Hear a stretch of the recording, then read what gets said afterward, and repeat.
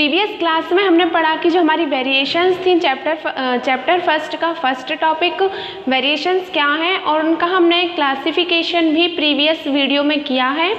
Then इसके बाद हमारे लिए पढ़ना है कि वेरिएशंस बहुत सारे टाइप की होती हैं, लेकिन जो सबसे इम्पॉर्टेंट वेरिएशंस होती हैं हमें उनके बारे में पढ़ना है। जैसे कि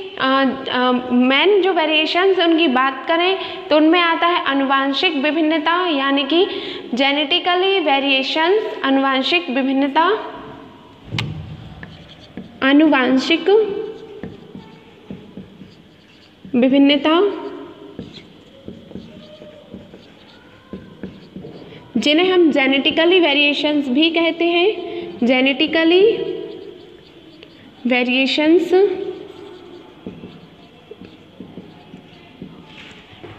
ये जो हमारी आनुवांशिक विभिन्नताएं हैं,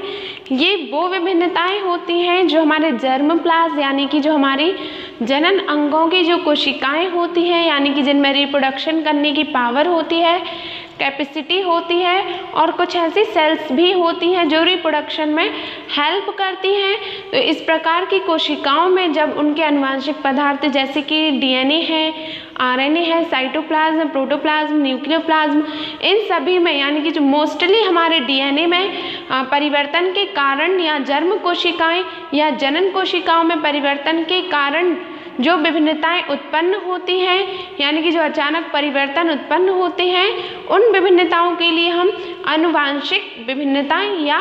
जेनेटिकली वेरिएशंस कहते हैं। ये हमारी सबसे इम्पॉर्टेंट वेरिएशंस होती हैं। अब आप सोचेंगे कि ये सबसे इम्पॉर्टेंट क्यों है, वेरिएशंस तो बहुत सारे टाइप की होती हैं। तो ये इसलिए सबसे इम्पॉर्टेंट है क्योंकि जो हमारी आनुवांशिक विभिन्नताएं होती हैं वो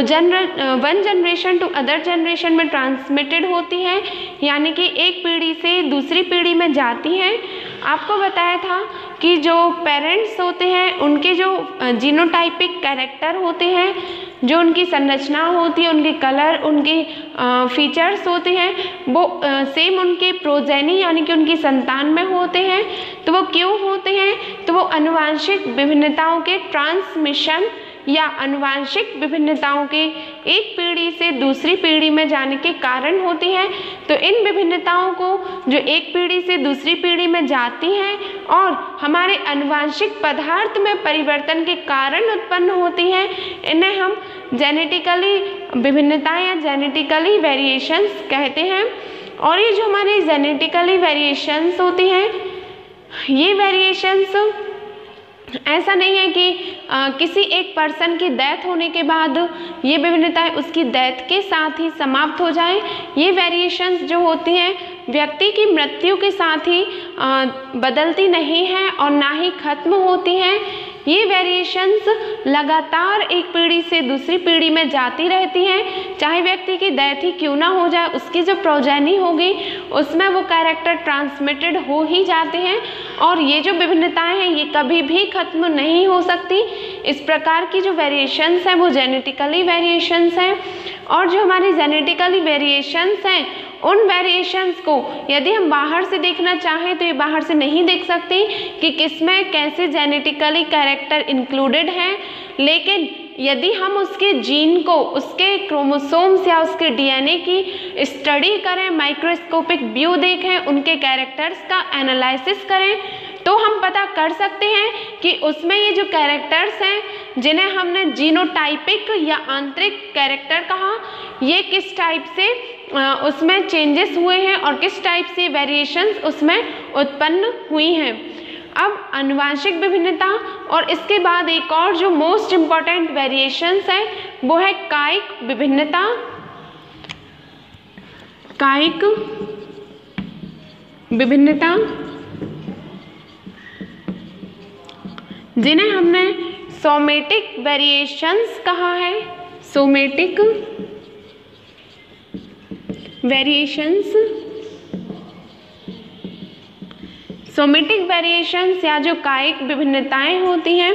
ये प्रीवियस वीडियो में भी शॉर्ट में आपको बताया था कि जो कायिक विभिन्नताएं या जो सोमेटिक वेरिएशंस हैं वो किस टाइप से होती हैं। लेकिन इसको एक बार और रिकॉल और इसका डिस्क्रिप्शन हम करेंगे कि आखिर में ये सोमेटिक वेरिएशंस क्या हैं? तो जो हमारी सोमेटिक वेरिएशंस हैं ये हमारी कायिक कोशिका यानी जो रिप्रोडक्शन में इंक्लूड नहीं होती हैं, जैसे कि हमारी स्किन की जो कोशिकाएं हैं, स्किन की जो सेल्स हैं, थर्मल सेल्स, और हमारी बॉडी की जैसे कि किडनी की सेल्स हैं, इन सभी सेल्स में जो अचानक से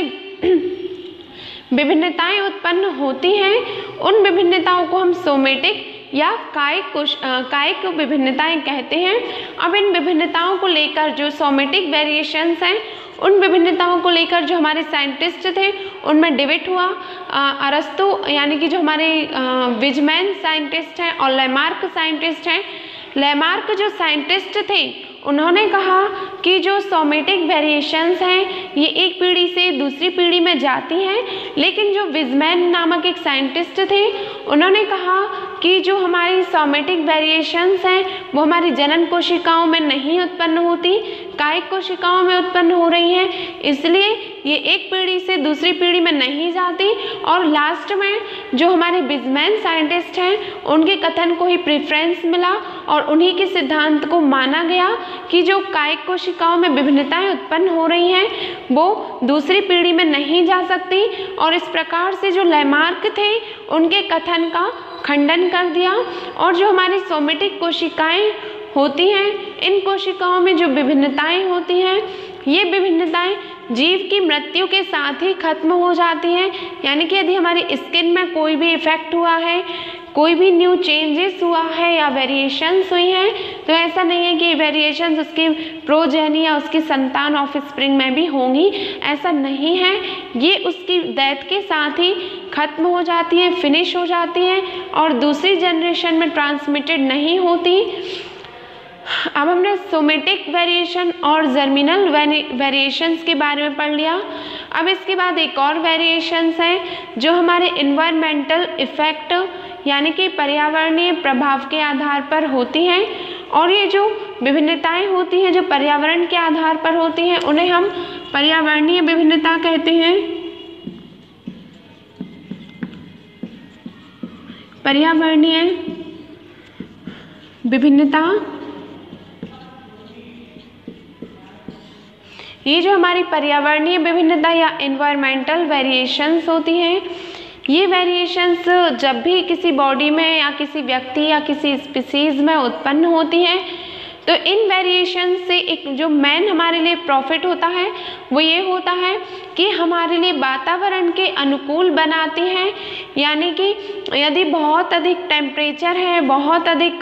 ठंड है या बहुत ही ज़्यादा रेनी सीज़न है तो किसी किसी को सूट करता है और किसी को सूट नहीं करता, तो धीरे धीरे जो हमारी बॉडी होती है उसमें इस टाइप के चेंजेस होते हैं कि इन वेरिएशंस के प्रति जो हमारा एडेप्टेशन है वो बढ़ जाता है। और जब हमारा एडेप्टेशन बहुत अधिक बढ़ जाता है कि हम बिल्कुल ही पावरफुली उसको फेस कर सकते हैं, चाहे वो ठंड हो चाहे वो बहुत ही ज़्यादा टेम्परेचर हो, तो ये जो विभिन्नताएं हैं जो पर्यावरण के प्रति हमें अनुकूल बनाती हैं, यानी कि ताप, बरसात, आर्द्रता यानी कि मॉइस्चराइज के कारण जो जीवों में विभिन्नताएं उत्पन्न होती हैं उन्हें हम पर्यावरणीय विभिन्नता या इन्वायरमेंटल वेरिएशंस कहते हैं। नेक्स्ट इसके बाद है असतत विभिन्नता और सतत विभिन्नता यानी कि कंटिन्यूअस वेरिएशंस और डिसकंटिन्यूअस वेरिएशंस। सतत विभिन्नता,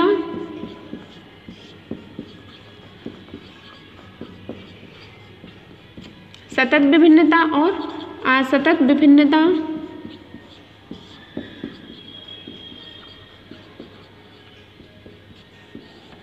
असतत विभिन्नता, तो जो हमारी सतत विभिन्नता या जो कंटिन्यूअस वेरिएशंस होती हैं, इन वेरिएशंस में क्या होता है कि एक मैक्सिमम पॉइंट होता है और एक मिनिमम पॉइंट होता है, और इस पॉइंट के बीच फॉर एग्जांपल के लिए ये एक ग्राफ है। इस ग्राफ में जो ह्यूमन की एज है वो मैंने इस एक्स एक्सिस पे ली है, और जो ह्यूमन की हाइट है उसे हमने वाई एक्सिस पे ली है। तो जो एज है ये एज मान लीजिए 80, 90, 100 और 110 है, तो ये जो हाइट होगी वो 5 फीट हो 5 मीटर, 6 मीटर या 5 फीट 6 फीट या सेंटीमीटर किसी में भी है फॉर एग्जांपल, तो ये जो सतत या जो कंटिन्यूस वेरिएशंस होती हैं उनमें एक मैक्सिमम और एक मिनिमम पॉइंट होता है। जैसे कि ये हमारा मैक्सिमम पॉइंट है यानी कि न्यूनतम बिंदु है, और ये हमारा मैक्सिमम पॉइंट यानी कि अधिकतम बिंदु है। तो इस मैक्सिमम और मिनिमम के बीच में आपने देखा कि बहुत सारे जो वैल्यूज़ हैं वो आ रही हैं। तो ये जो वैल्यूज़ आ रही हैं यानी कि न्यूनतम बिंदु और अधिकतम बिंदु के बीच में भी बहुत सारी अवस्थाएं आ रही हैं, जिन अवस्थाओं में लगातार चेंजेस हुआ है, तो इसी वेरिएशंस को हम सतत विभिन्नता कहते हैं। जैसे कि छोटे में हमारी हाइट मान लीजिए कि 1 फीट है, और 12 से 13 एज में हमारी जो हाइट है वो 4 या 5 फीट हो गई है। तो ये जो फर्स्ट यानी कि 1 फीट से 5 फीट तक गई है, उसमें 1 से 5 तक में बहुत सारी स्टेजेस आई होंगी, जिसमें हमारी जो हाइट है वो रेगुलर बड़ी होगी, लेकिन हम उसे एनालिसिस नहीं कर पाए। तो इस प्रकार की जो वेरिएशंस होती हैं उन्हें हम कंटिन्यूअस वेरिएशंस कहते हैं। इसके बाद आती है असतत विभिन्नता या डिसकंटिन्यूअस वेरिएशंस। इस डिसकंटिन्यूअस वेरिएशंस में क्या होता है कि एक न्यूनतम बिंदु से अधिकतम बिंदु के बीच में कोई भी रेगुलरिटी नहीं पाई जाती, यानी कि कोई भी सततता कंटिन्यूअसली कोई भी चेंजेस नहीं होता। अचानक से जो चेंजेस होता है यानी कि ऐसा परिवर्तन जो अचानक से हमारी बॉडी में होता है, या हमारी थिंकिंग को लेकर, या हमारी मॉर्फोलॉजी या हमारी फिजियोलॉजी को लेकर जो अचानक से परिवर्तन होता है, जो हमें पर्यावरण के प्रति अनुकूल बनाता है, इस प्रकार की जो विभिन्नता होती हैं उन्हें हम उत्परिवर्तन या म्यूटेशन कहते हैं। म्यूटेशन या उत्परिवर्तन जो कि अचानक से उत्पन्न हो रहे हैं, लेकिन ये जो म्यूटेशंस होते हैं ये म्यूटेशंस उपार्जित होते हैं यानी कि एक्वायर्ड होते हैं, उपार्जित या एक्वायर्ड कैरेक्टर होते हैं।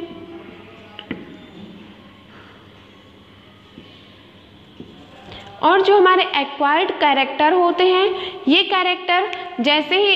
एक व्यक्ति में उत्पन्न होते हैं, लेकिन ये ज़रूरी नहीं है कि उत्परिवर्तन के कारण हुए हैं तो ये दूसरी पीढ़ी में भी हों, और ये उत्परिवर्तन अचानक से उत्पन्न होते हैं और बहुत ही बड़े पैमाने पर होते हैं, और इन उत्परिवर्तन के लिए हम म्यूटेशन भी कहते हैं और इन्हें एक्वायर्ड कैरेक्टर भी कहते हैं। अब हमने वेरिएशंस को पढ़ लिया कि कितने टाइप की हैं, और एक एक का डिस्क्रिप्शन भी किया, उसको बहुत अच्छे से हमने एक्सप्लेन भी किया। अब यदि हम बात करें कि वेरिएशंस हम क्यों पढ़ रहे हैं, इसका सिग्निफिकेंस या इसका जो इम्पोर्टेंस है वो क्या है, तो जो हमारी वेरिएशंस हैं उनका मोस्ट जो हमारी लाइफ में मोस्ट जो बहुत ही ज़्यादा इम्पोर्टेंट वो इसलिए है क्योंकि जो वेरिएशंस होती हैं उनके कारण ही हमारी एक अलग पहचान होती है। जैसे कि हमारे जो माता पिता हैं उनकी मान लीजिए कोई पेरेंट्स हैं, उनके 4 चिल्ड्रंस हैं, तो उन 4 चिल्ड्रंस में चारों जो उनके चिल्ड्रंस हैं वो सिमिलर नहीं होंगे, किसी की हाइट या कलर में डिफरेंस होगा, तो किसी के कैरेक्टर में डिफरेंस होगा। तो ये सब जो डिफरेंसेस हैं इन सभी डिफरेंसेस के कारण ही एक हमारी स्पेसिफिक आइडेंटिफिकेशंस होती है, यानी कि विशिष्ट पहचान होती है जो हमें दूसरों से अलग बनाती है कि हमारी एक अलग पहचान है, चाहे वो हमारे नाम से हो या हमारे काम को लेकर हो। तो इस प्रकार की जो वेरिएशंस होती हैं वो हमारी एक अलग पहचान बनाने में हेल्पफुल होती हैं। और सेकंड, जो हमारी वेरिएशंस हैं उन वेरिएशंस से हमारा अस्तित्व बना रहता है, यानी कि हम कह सकते हैं कि हम ह्यूमन हैं, या हम कह सकते हैं कि हम किसी एक अदर स्पीसीज से रिलेटेड हैं। और जो थर्ड है हमारी असतत वेरिएशन यानी कि डिसकंटिन्यूअस वेरिएशंस। इन डिसकंटिन्यूअस वेरिएशंस के कारण जो जीव होता है उसमें नए कैरेक्टर या एक नई जाति की उत्पत्ति होती है, और ये जो वेरिएशंस हैं इन वेरिएशंस के कारण जीवों में वातावरण के प्रति अनुकूलताएं विकसित होती हैं। तो आपने देखा कि वेरिएशंस हमारे लिए कितनी ज़्यादा इम्पॉर्टेंट हैं, और यदि वेरिएशन नहीं होंगी तो हो सकता है कि हम अपने इन्वायरमेंट के अनुसार अडेप्ट ना हो पाएँ और हमारी डेथ हो जाए, या कोई एक जीव है ह्यूमन को छोड़कर यदि हम किसी ऑर्गेनिज्म की बात करें तो वो भी जैसे एडेप्ट नहीं हो पाएगा, उसमें वेरिएशन नहीं आएंगी, तो एक टाइम ऐसा आएगा कि उसकी भी डेथ हो जाएगी और ऑल ओवर उसकी जो स्पीसीज़ है उसकी भी पूरी तरह से डेथ हो जाएगी और उसका अस्तित्व खत्म हो जाएगा।